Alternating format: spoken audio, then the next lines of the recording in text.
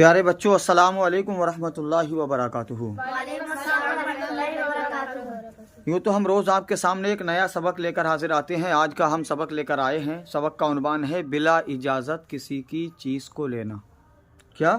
बिला इजाज़त किसी की चीज़ को लेना। अगर किसी की चीज़ हमारे पास रखी है तो हम बिला इजाज़त या बिना उससे पूछे उसकी चीज़ को इस्तेमाल कर लेते हैं। तो लिखा है कि ऐसा हमें करना अच्छा नहीं है। हम अगर उससे वो चीज़ मांग लें तो हमें वो मना नहीं करेगा। यही सबक का उन्वान है। तो आओ सबक की तरफ चलते हैं। देखिएगा ध्यान से अपना सबक। लिखा है कि बिला इजाज़त किसी की कोई चीज़ ले लेना, किसी की कोई चीज़ ज़बरदस्ती ले लेना या पीठ पीछे उसकी इजाज़त के बगैर ले लेना बहुत बड़ा गुनाह है। क्या है? गुनाह है। समझ लीजिएगा, छोटा नहीं है बल्कि बहुत बड़ा गुनाह है। बाज़ औरतें अपने शौहर या किसी रिश्तेदार की चीज़ बिला इजाज़त ले लेती हैं।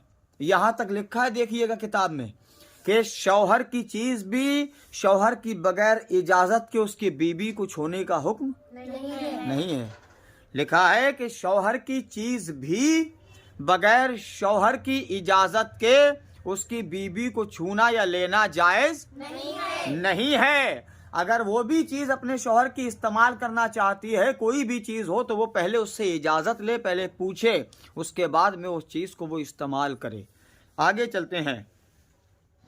उसके शौहर की चीज़ हो या कि उसके किसी रिश्तेदार की चीज़ हो, लेकिन जब तक कि इजाज़त ना ले वो नहीं ले सकती। इसी तरह मर्द अपने दोस्तों और साथियों या अपनी औरतों की चीज़ें बिला इजाज़त ले लिया करते हैं। याद रखो कि ये जायज़ व दुरुस्त नहीं है बल्कि बहुत बड़ा गुनाह है। समझ लीजिएगा, इतना शरीयत ने हमें आपको समझाया है, इतनी छूट दी है, इतनी अच्छी बातें बताई हैं कि मर्द हो या औरत, लेकिन एक दूसरे की चीज़ बिला इजाज़त लेने की ज़रूरत नहीं है। और अगर ऐसा कर लिया तो गुनाहगार होगा, चाहे मर्द हो या औरत।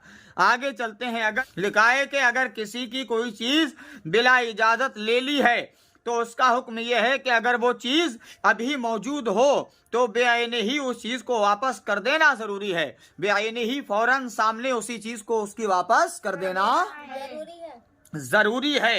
ये याद रखो, अगर उसकी चीज़ को वापस ना किया तो उसकी नज़रों में ज़लील व ख्वार होगे और बारगाह रब्बुल इज़्ज़त में गुनाहगार होगे। देखिए, दो नुकसान है। अगर उसने देख लिया उसकी चीज़ तुम्हारे पास है, तुमने वापस नहीं की, तो उसकी नज़रों में तुम चोर साबित हो जाओगे। कौन?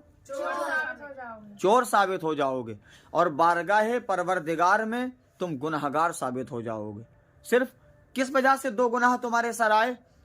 बिना ज़रूरत, बिला इजाज़त किसी की चीज़ को ले लेने से। किस चीज़ से? किसी की चीज़ को ले लेने से दो गुनाह तुम्हारे सर आए। ख्वाह मर्द के लिए औरत की चीज़ हो या औरत के लिए मर्द की चीज़ हो। आगे चलते हैं। और अगर खर्च या हिलाक हो गई, यहाँ दे रहे हैं कि अगर तुम्हारे पास मौजूद है तो उसकी चीज़ को फौरन वापस कर देना तुम्हारे लिए ज़रूरी है। और दे रहे हैं कि अगर वो चीज़ खर्च हो गई हो या हिलाक हो गई हो, हिलाक से कहते हैं ख़त्म हो गई हो, तो मसला ये है कि अगर वो ऐसी चीज़ है कि उसकी मिस्ल बाजार में मिल सकती है, तो जैसी खरीद ली है वैसी ही खरीद कर देना वाजिब है। अगर कोई चीज़ ऐसी है तुम्हारे पास कि जैसे मिसाल के तौर पे ख़त्म हो गई और वो दूसरी बाज़ार में उसकी तरह मिल सकती है, तो हर कीमत तुम्हारे लिए लाजिम है कि अगर तुमने बिला इजाज़त किसी की चीज़ ली है और वो टूट गई या ख़राब हो गई या तुम्हारे पास नहीं है, तो उसी की तरह बाज़ार से ख़रीद कर तुम्हारे लिए लाकर उसको देना ज़रूरी है। क्या है? ज़रूरी है। याद रखो, ये शरीयत की बातें हैं। कोई ऐसी चीज़ लेकर ज़ाय कर दी है कि उसकी मिसल मिलना मुश्किल है, यानी उसकी तरह दूसरी मिलना मुश्किल है, तो उसकी कीमत देना वाजिब है। क्या? वाजिब है। और वाजिब उसको कहते हैं जो इशा की नमाज में पढ़ा जाता है। वित्र क्या है? वाजिब है। क्या है? अगर वित्र अदा ना किया तो इशा की नमाज कबूल नहीं होगी। सुनते चलिएगा।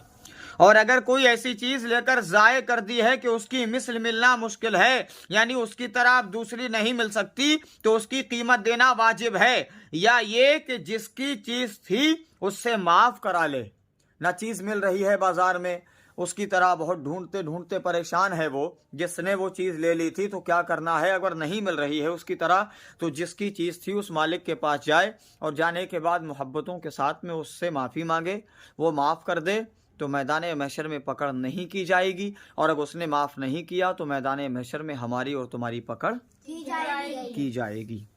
इसलिए याद रखना आज का सबक, यहाँ तक के बड़ा हो, छोटा हो, बच्चा हो, जवान हो, माँ हो, बाप हो, भाई हो, बहन हो, भतीजा, रिश्तेदार, फूफा, खाला, नानी, ताऊ, ताई, कोई भी हो, सबसे बड़ा रिश्ता जो दुनिया का है वो शौहर और बीबी का है। यहाँ तक कि शौहर हो या औरत, एक दूसरे की चीज बगैर इजाजत लेना जायज और दुरुस्त नहीं है। मुझे उम्मीद है आज का सबक आज समझ गए होंगे।